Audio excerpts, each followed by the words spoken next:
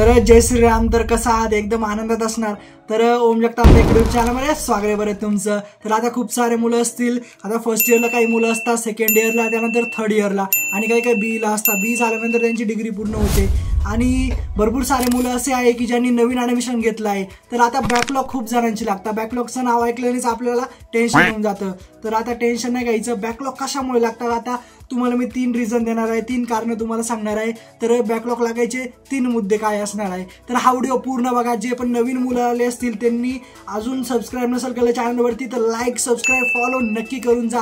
कारण मराठीमध्ये व्हिडिओ असतात आणि तुम्हाला मी दररोज काही ना काही माहिती देण्याचा प्रयत्न करत असतो. तर आजचा टॉपिक तो म्हणजे बॅकलॉग कशामुळे लागतात. तर आता तुम्हाला मी सांगणार आहे. काही रिझन असतात, खूप मुलांना माहिती नसतं कारण सांगायला कोणी नसतं रे. सांगायला कोणी नसतं मुलांना. काय होतं, मुलं ॲडमिशन घेता पण एक्सपिरियन्स नसतो काही मुलांना. काही घरातून मुलं फक्त एकच इंजिनियर असतो, कुणी इंजिनिअरिंगला नसतं, त्यामुळे सांगायला कोणी नसतं. टेन्शन घेऊ नका, तुमचा भाऊ आला आहे ते पण मराठी भाषेमध्ये व्हिडिओ घेऊन. तर चला कुठल्या टाइमपास करता व्हिडिओ करूया सर.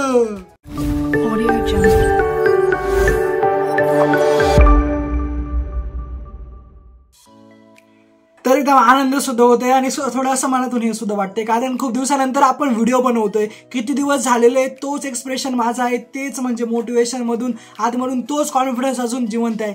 तर अजून आपले व्हिडिओ येणार आहे. इथून पुढे डेली आपले नवीन व्हिडिओ आपल्या या चॅनलवरती येणार आहे. त्यामुळे चॅनलला अजून पण सांगतो, नवीन असेल तर फटाफट चॅनलला सबस्क्राईब करून ठेवा. सबस्क्राईब करायला पैसे नाही लागते, सबस्क्राईब करायला फक्त मन लागतं. त्यामुळे सबस्क्राईब करून ठेवा. फटाफट चॅनलला लाईक करा. आणि बॅकलॉग, तर बॅकलॉग का मुलांचे लागतात. खूप सारे मुलं असे आता मुलांना असं वाटत असेल हा बोलत असेल याला काय अनुभव नसेल. भावांनो डिग्री पूर्ण झालेली आहे, अनुभव खूप तगडा आहे इंजिनिअरिंगमध्ये. बॅकलॉग माझे सुद्धा लागलेले, असं नाही आहे का माझे बॅकलॉग लागलेले. माझे बॅकलॉग लागले नसते तर मला तुम्हाला एक्सपिरियन्स शेअरच करता आला नसता. माझे खूप सारे एक्सपिरियन्स मी शेअर केलेले यूट्यूब चॅनलवरती. तुम्ही बॅकलॉगचे व्हिडिओ बघितले नसेल तर फटाफट ते व्हिडिओ बघून घ्या. इथं तुम्हाला ते व्हिडिओ दिसत असतील. बॅकलॉगचे 2.0चा व्हिडिओ आहे, बॅकलॉगचा व्हिडिओ आहे. आणि आता हा व्हिडिओ तुमच्यासाठी आहे खास. मुलांचे बॅक का लागतात तुम्ही विचार केलाय का? मुलांचे बॅक का लागतात? नवीन मुलं येतात, खूप सारे मुलं ॲडमिशन घेतात. आता इंजिनिअरिंगमध्ये खूप सारे मुलं होत आहे ॲडमिशन, खूप सारे मुलं घेत आहे. पण डिग्रीमध्ये ॲडमिशन घेतल्यानंतर पासआउट किती मुलं होत आहे?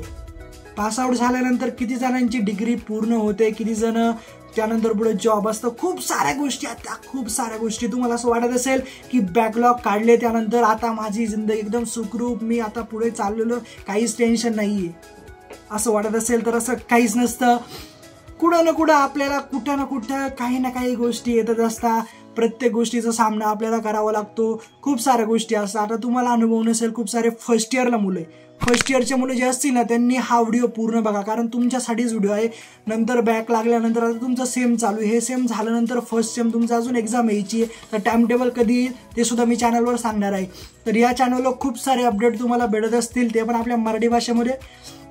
त्यामुळे व्हिडिओ पूर्ण बघत चला आणि चॅनलला सबस्क्राईब करत चला. तर फर्स्ट इयरचे मुलं असतील, कुठलाही टाइमपास नाही करायचं आपल्याला. तुम्हाला सांगायचं फक्त एवढंच आहे की फर्स्ट इयरचे मुलं असतील, नवीन मुलं येतात, सेकंड इयरला जाता, पण काही मुलं सेकंड इयरला नाही जाती कारण त्यांचे बॅक लागतात. तर तुम्हाला हा क्रायटेरिया इंजिनिअरिंगचं एक समजून सांगतो की फर्स्ट इयर आपलं क्लिअर झालं ना तरच आपल्याला चान्स भेटतो थर्ड इयरला जाण्यासाठी. थर्ड इयरला फर्स्ट इयर क्लिअर झालं तर थर्ड इयरला चान्स भेटतो आणि सेकंड इयर क्लिअर झालं तर डायरेक्ट लास्ट इयरला चान्स भेटतो. त्यामुळे हा इंजिनिअरिंगचा पॅटर्न आहे, हा सगळ्यात पहिले लक्षात घ्या. आणि काही काही मुलं लास्ट इयरला जातात तरी त्यांच्या लक्षात येत नाही. हा पॅटर्न आपल्याला इंजिनिअरिंगमध्ये असतो. तर हा पॅटर्न तुम्हाला मी सांगितलंच आहे. तर बॅक का लागतात सगळ्यात पहिले म्हणजे तुम्हाला सांगू का, बॅक याच्यामुळे लागतात कारण आपण एकदम म्हणजे असं वाटतं की 12वी केली, 11वी केली, 11वी 12वी सारखेच पेपर असतील त्यामुळे आपण एंटर होतो. काही काही मुलं डिप्लोमा जे असतात त्यांचे सुद्धा बॅक लागतात. पण काही काही डिप्लोमाचे मुलं असे असतात की ज्यांची बॅक लागत नाही कारण एक्सपिरियन्स बोलतो भाऊ, एक्सपिरियन्स बोलतो. कारण एक्सपिरियन्स असतो त्यांनी पण कुठेतरी डिप्लोमाचे पेपर दिलेला असतात आणि डिग्रीचे पेपर त्यांना अवघड जात नाही. पण 12वीचे जे मुलं येतात ते त्यानंतर डायरेक्ट फर्स्ट इयरला जातात. आणि फर्स्ट इयरला कसं केसेसमध्ये काही केसेसमध्ये कसं असतं फर्स्ट इयरला की फर्स्ट इयरला सगळे मिक्स सब्जेक्ट असतात. मिक्स म्हणजे पूर्ण जे तुमचं civil department, IT department, computer department, AIDS, electrical जे सगळे डिपार्टमेंट आहे ना ते त्यांचे जे सब्जेक्ट असतात ते फर्स्ट इयरला तुम्हाला असतात. सगळ्या डिपार्टमेंटचे सब्जेक्ट तुम्हाला फर्स्ट इयरला शिकावाच लागतं. BEE लागतो, BEE झाला, मेकॅनिक्स झाला, खूप सारे सब्जेक्ट आहेत. PPS झाला, काही PPS सुद्धा बॅकला लागतो. तर BXC सुद्धा सब्जेक्ट बॅकला लागतो. खूप सारे सब्जेक्ट आहे आणि M1 आणि M2 तर निघतच नाही. खूप जणांची अशी गोष्ट ऐकली असेल की M1 आणि M2 निघतच नाही. त्यानंतर तुम्हाला खूप सारं टेन्शन येतं, आता काय करावं. काही काही जणांचे क्रिटिकलला पेपर जातात. क्रिटिकलला गोल्डन चान्सला गेल्यानंतर सुद्धा पेपर निघती नाही. का निघत नाही? त्याचं रिझन म्हणजे आता खूप जण हलक्यात घेतात एकदम. इंजिनिअरिंग म्हणजे त्यांना असं वाटतं की ASM निघून जाईल, पण एकदा झटका बसला ना दुसऱ्या सेमला बरोबर सब्जेक्ट काढता मुलं. त्यामुळे सांगतो हलक्यात घ्यायचं नाही. पहिली गोष्ट म्हणजे तुम्ही हलक्यात घेऊ नका. तुम्हाला असं वाटत असेल की 12वी आणि 11वी सारखे पेपर हे होऊन जातील, MCQ पॅटर्न असेल काही, तर असं काही नसतं. त्यामुळे 28 मार्क पडायचे असतं, आपला पॅटर्न 70-28 असतो. दुसरा मुद्दा म्हणजे आपल्याला सवय लागते. 11वी-12वीला आपण काय करतो की पेपरचा अभ्यास नाही करीत, आदल्या दिवशी अभ्यास करतो. तर इथं तसं नसतं. इंजिनिअरिंगमध्ये होतो, पण फर्स्ट इयरला नाही जमत. फर्स्ट इयरला तुम्हाला आधीपासून अभ्यास करावाच लागणार आहे. कारण फर्स्ट इयर असं आहे ना, ज्याचं फर्स्ट इयर निघालं ना तो सेकंड इयरला आरामात जाईल. सेकंड इयरला गेला थर्ड इयरला पण जाईल. फर्स्ट इयर पाया आपला. फर्स्ट इयर जर निघालं तर लास्ट इयरला आपण आरामात जाऊ शकतो.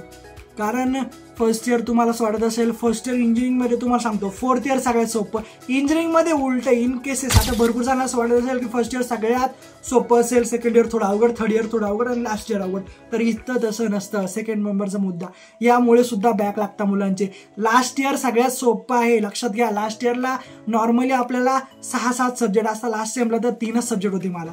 त्यामुळे सांगतो मी IT डिपार्टमेंटचं सांगतो. IT डिपार्टमेंटला मी सुद्धा होतो. तुम्ही कोणत्या डिपार्टमेंटला मला कमेंट करून नक्की सांगा. आणि हलक्यात घेत नका जाऊ. तुम्हाला सांगितलंय पहिला पॉईंटच, हलक्यात घेत नका जाऊ. आणि इथं तुम्हाला सांगितलं लास्ट इयर सगळ्यात सोपं, थर्ड इयर थोडंसं नॉर्मली आणि सेकंड इयर थोडंसं टफ जाईल तुम्हाला. बट फर्स्ट इयर सगळ्यात टफ जाईल. फर्स्ट इयर इंजिनिअरिंगमध्ये फर्स्ट इयर ज्याने काढलं त्याची इंजिनिअरिंग पूर्ण झालीच. पण सेकंड इयर सुद्धा कुठेतरी तुम्हाला काढावं लागतं. M3 सब्जेक्ट आहे, M3 सब्जेक्ट सुद्धा अवघड आहे. तर हे एक रिझन होते. आणि लास्ट थर्ड रिझन म्हणजे मुलं डिपेंड असतात कशावरती. मुलाला असं वाटतं की कॉलेजला ॲडमिशन घेतलंय, इथं काहीतरी चालेल का, इथं काहीतरी होईल का, इथं ॲडजस्टमेंट होईल का, इथं ब्लॉक मॅनेज होईल का. तर अशा गोष्टी इंजिनिअरिंगमध्ये होत नाही, क्वचित होता, काही कॉलेजमध्येच होता. कारण ही एकदम हाय लेवलचा, म्हणजे तुम्हाला असं वाटत असेल की तिकडं 11वी-12वीला एवढं झालं ते झालं, 10वीला केलं तुम्ही, पण इकडं तसं गोष्टी होत नाही. इकडे अशा गोष्टी नॉर्मली केसेसमध्ये आपल्याला पाहायला भेटतात. पण जास्त करून तुम्हाला अभ्यासच करावा लागणार. इथं तुम्हाला पूर्ण 2-3 दिवस द्यावा लागणार आहे. तुम्हाला क्वेश्चन पेपर सुद्धा सॉल्व्ह करावं लागणार आहे.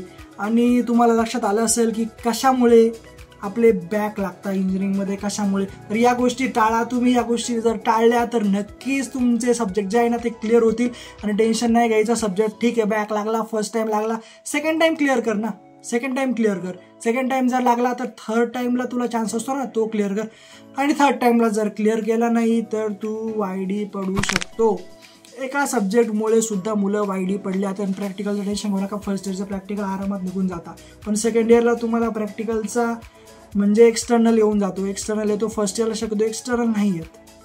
तर हा व्हिडिओ तुम्हाला जर आवडला, तुम्हाला अशीच माहिती जर लागत असेल, ते पण आपल्या चॅनलवरती, ते पण मराठी भाषेमध्ये, जेवढं मला माहिती तेवढं तुम्हाला मी शेअर करत असतो. कारण माझ्यासोबत सुद्धा या गोष्टी घडलेल्या आहे. तर चला भेटू नेक्स्ट व्हिडिओमध्ये. कायमच राहा.